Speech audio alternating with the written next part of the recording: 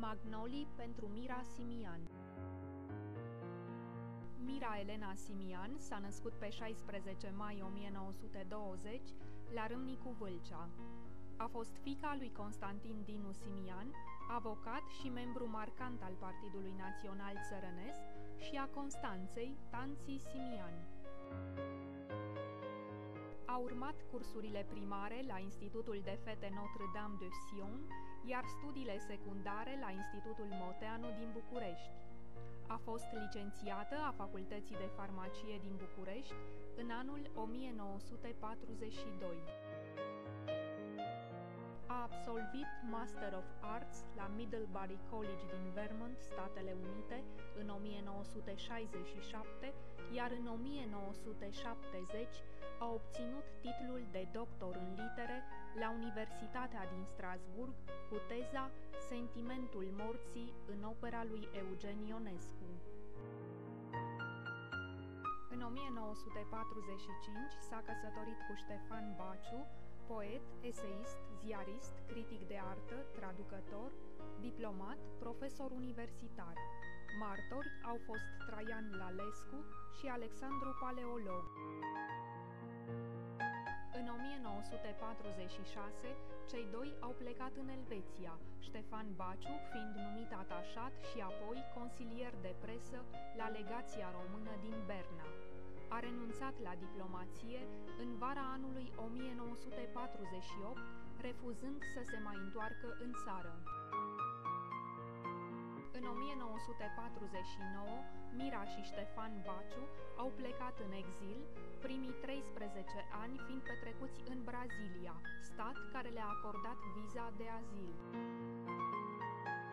La Rio de Janeiro, Mira a început prin a-și practica meseria de bază, farmacistă, iar Ștefan prin meditații de limbă germană și prin a scrie, în franceză, articole care apoi erau traduse pentru ziarul Diario Carioca.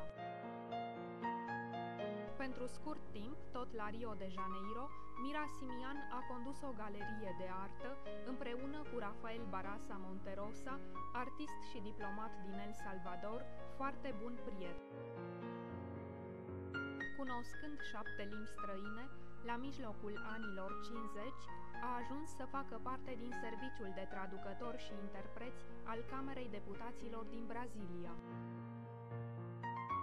La intervenția președintelui Braziliei, Juscelino Kubitschek de Oliveira, și a unui consilier al acestuia, în 1960 a reușit să o scoată pe mama ei din România.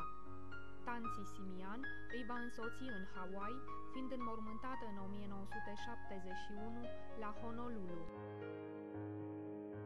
Mira Simian a colaborat permanent la cercul literar Pena Diplomatica Rui Barbosa, format din scriitori și artiști diplomați și al cărui secretar permanent era Ștefan Baciu. În anul 1962 a mers cu Ștefan în Statele Unite ale Americii, la Seattle, unde, în anul universitar 1963-1964, a activat ca profesor de limba și literatură spaniolă la Universitatea statului Washington.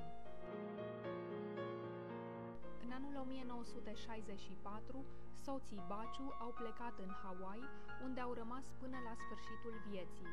La Universitatea din Honolulu, Mira a început prin a fi tot profesor de spaniolă la Departamentul de Limbi Europene.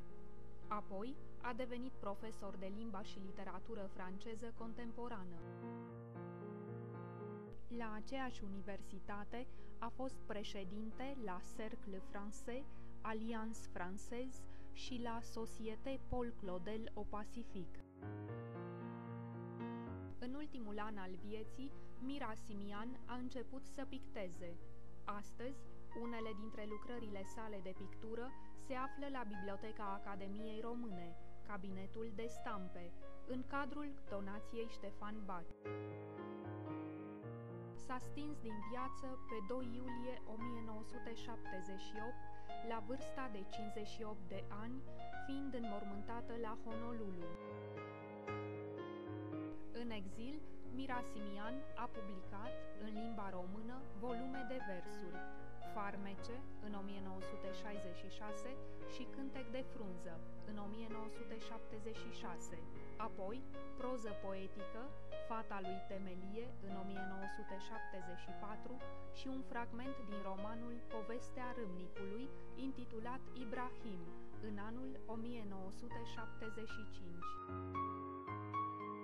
În limba franceză a publicat volumele Hula Macumba Hora, poeme, în 1973, eseul Charles d'Orléans et Ronsard, poet d'avantgarde, teza de doctorat și alte numeroase studii critice și comunicări despre Ronsard, Paul Claudel și Eugen Ionesco.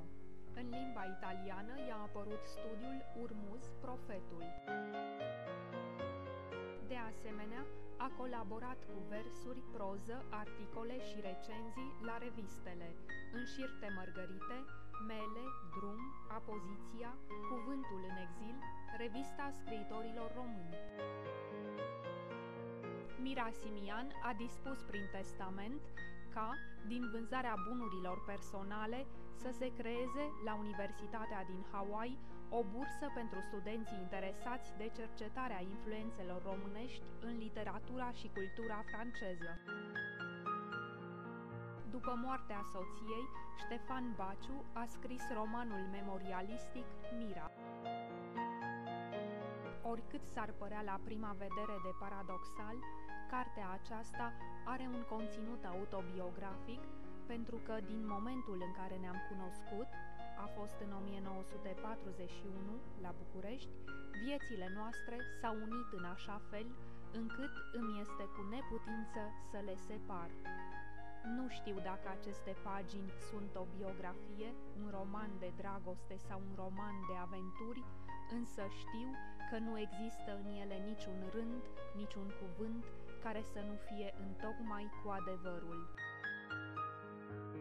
Am avut, aproape 4 decenii, privilegiul să o cunosc și să o iubesc și să împart cu ea zi de zi, noapte de noapte, clipă de clipă, pâinea și apa, durerea și lacrima, surâsul și bucuria.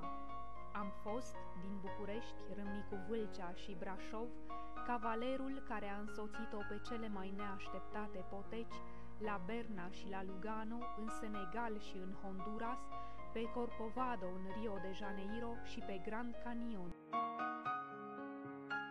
Dispariția ei m-a lăsat văduv și orfan și știu că de acum încolo, oricum ar fi să fie viața, nici pâinea, nici apa, nici durerea și nici lacrima nu vor mai fi niciodată aceleași și că zilele fără ea nu vor avea nici aceeași culoare, nici același gust. Din toate cărțile pe care le-am scris în 45 de ani, aceasta este cea mai dureroasă și cea mai înaltă, pentru că, dincolo de a fi cartea Mirei, este, în același timp, viața ei și a mea, viața noastră.